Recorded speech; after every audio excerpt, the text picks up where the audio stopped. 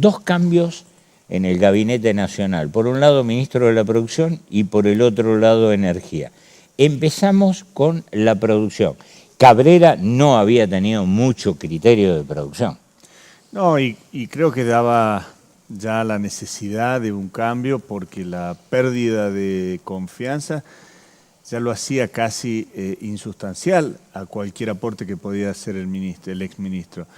En este caso, el reemplazo por Dante Sica es interesante, un hombre, como vos bien decías en tu apertura, que conoce mucho la industria, conoce mucho las necesidades de competitividad que tiene la industria y conoce mucho también cómo debe insertarse en el mundo y en la región. Ahora creo que también es importante hacer un comentario de la semana pasada, también el cambio del presidente del Banco Central, y esto tiene que ver con que todo lo que pueda el ministro Dante Sica aportar va a estar condicionado a qué pase con la macroeconomía. Si en la macroeconomía no se empieza a dar un viraje a lo que es oferta productiva, desarrollo, a lo que es trabajo local, y se sigue con los capítulos de especulación, el margen de maniobra es muy chico, ¿no? Todo indica, y ahora nos metemos un poquito en el Banco Central, todo indica de que se va a corregir. Hoy se licitaron 4.000 millones de dólares, que descomprime bastante también el escenario de LEVAC, ¿no? Sí, yo diría, se va a descomprimir un poco el capítulo de LEVAC. El día de miércoles van a ingresar los 15.000 millones de dólares del fondo. Toda una simbología el 20 de junio, Día de la Bandera. Mira vos, mira vos. Y hay 7.500 millones que se van a empezar también a vender desde economía, y eso debería, por lo menos desde mi punto de vista, a que el dólar no baje, pero sí lo van a planchar al dólar un poco, un tiempo, es decir, no va a seguir la corrida. Hoy Dante Sica decía, los industriales con un dólar de 28 se sienten cómodos. ¿Es así? Lo que pasa es que en eso es un error que se comete al hablar así, porque en definitiva la competitividad por tipo de cambio no es lo conveniente. Vos te imaginás que si, en frases del presidente, si viene para, digamos ya, bajar lo que es el gradualismo, la caída del gradualismo, en la conferencia con la Nata.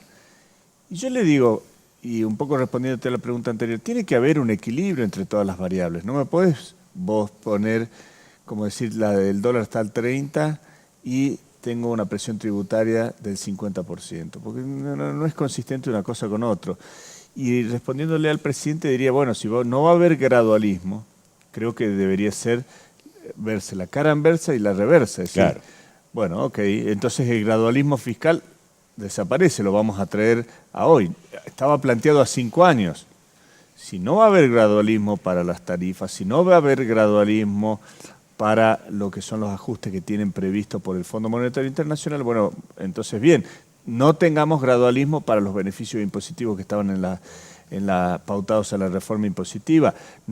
Hagamos un shock respecto a la política monetaria y bajemos las tasas de financiamiento de un 40 hoy existente a un 20. Si vamos a hacer un shock y salir del gradualismo, hagámoslo equilibradamente, porque si no ahí es donde empiezan a caer las cosas. Lo que pasa es que la sensación de gradualismo, y en esto no quiero tirarme ni contra los empresarios ni contra nadie, pero la sensación de gradualismo es que solo para algunos sectores, otros sectores empresarios quedan afuera y el sector trabajador también. Le dan un 15% de aumento, en el caso de estatales nacionales un 12% contra un 30% de inflación. Por eso te estoy diciendo, reconocida por el presidente de la conferencia. Por eso te estoy diciendo, hay que ser equilibrados, claro. No se puede ser desproporcionado. Y por lo general se termina cortando el hilo por lo más delgado. ¿Y esto qué significa? Se va a empezar a discutir después el presupuesto, ¿no? En breve. Me parece que ahí la inclinación natural del centro de la República, es decir, el problema la tienen las provincias. Yo digo, acá el déficit es 6 puntos del PBI, es el déficit que tenemos hoy. 5 puntos son de la nación y 1 punto de todas las provincias.